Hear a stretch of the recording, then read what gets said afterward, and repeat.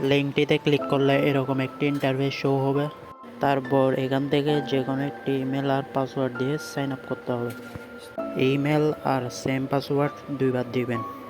তারপর সাইন আপে ক্লিক করে সাইন আপ করবেন। তারপর এরকম ইন্টারফেস শো করবে।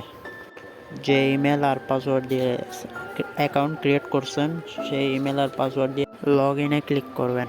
তারপর এরকম একটি ইন্টারফেস শো হবে।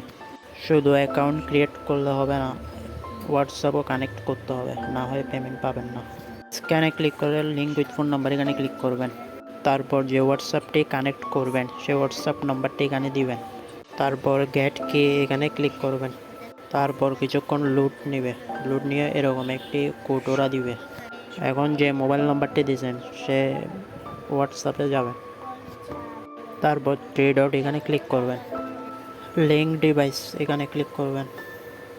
তারপর লিঙ্ক অ্যাড ডিভাইস ক্লিক করে ইউজ মোবাইল ডাটা, তারপর আবার এখানে ক্লিক করে তারপর যে কোডটি দেওয়া হয়েছে সেটি ওইখান থেকে দেখে দেখে বসাবেন। তো এভাবে কোডটি বসিয়ে দিবেন। সঠিকভাবে কাজটি করলে এরকম ইন্টারফেস শো হবে। তো হোয়াটসঅ্যাপটি ডিসকানেক্ট করবেন না।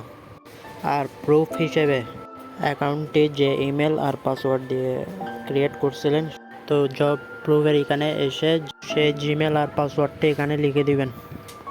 তো এভাবে কাজটি করবেন। আর হোয়াটসঅ্যাপ অবশ্যই কানেক্ট করতে হবে, না হয় পেমেন্ট দিব না।